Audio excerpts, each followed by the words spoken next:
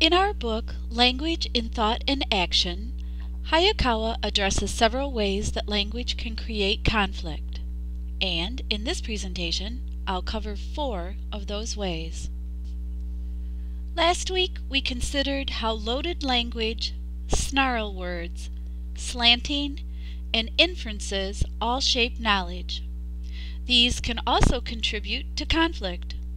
Loaded language and snarl words can create ego conflict when they are directed towards the listener. Slanting and inferences can result in pseudo-conflict. Selecting certain details or inferring more than is actually known can create a misunderstanding of meaning. All 4 of these concepts can be found in simple conflict.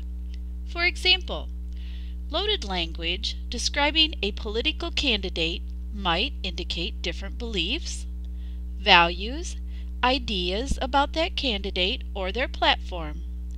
Slanting might occur because of a difference in perceptions about the candidate.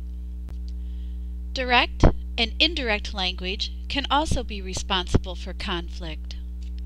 Indirect language runs the risk of being ignored or misinterpreted because the meaning is not stated outright. On the other hand, direct language runs the risk of causing conflict because it's perceived as rude or bossy. As we saw from the video, Language as a Window into Human Nature, direct language also creates mutual knowledge, preventing any potential deniability that we might want to keep in order to maintain our relationships. Deborah Tannen, the same linguist who we studied in Week 2, studied the use of direct and indirect language among flight crews in order to better understand how crashes happen. The following real scenario comes from her research. On January 13th, in 1982 in Washington, D.C., Air Florida Flight 30 crashed into the bridge linking Washington to the state of Virginia and plunged into the Potomac. 79 people were aboard, and all but 5 died.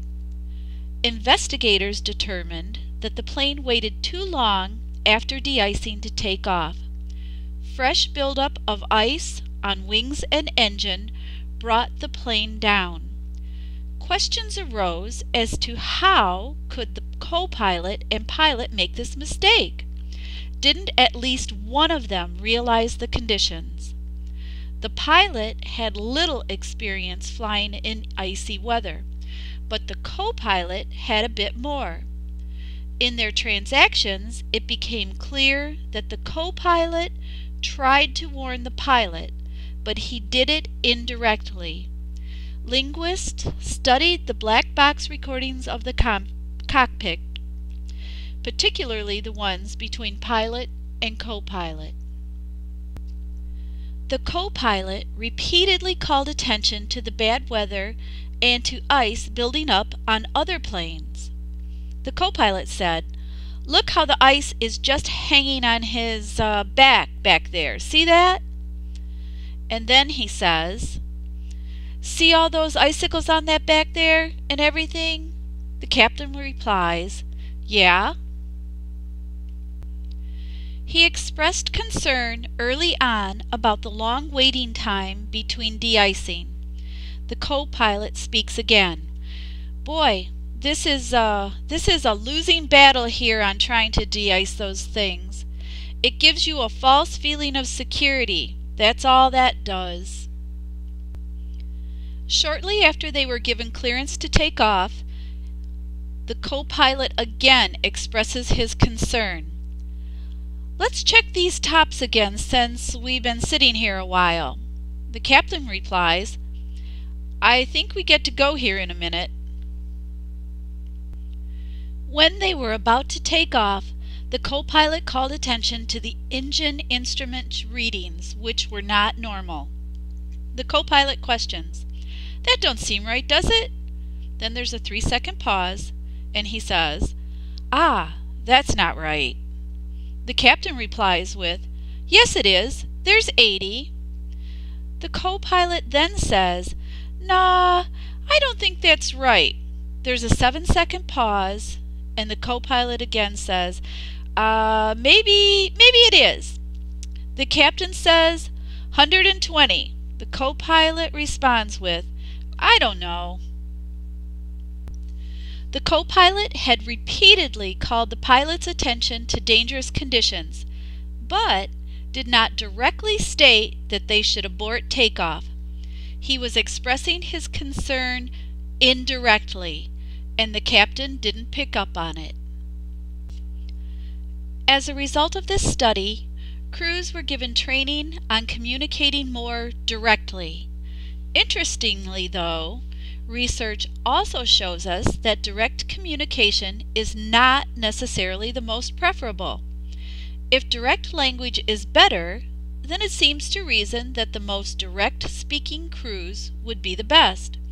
Research, however, indicates that crews which used the most indirect language were judged as the best rated crews by trainers. As this flight example illustrates, indirect and direct language can be responsible for pseudo-conflict when the listener misses or misinterprets the intended meaning. Ego conflict can occur if the listener feels that the indirectness or the directness is a personal attack. The next way language can cause conflict is by confusing the map, or the verbal world, for the territory, or the extensional world.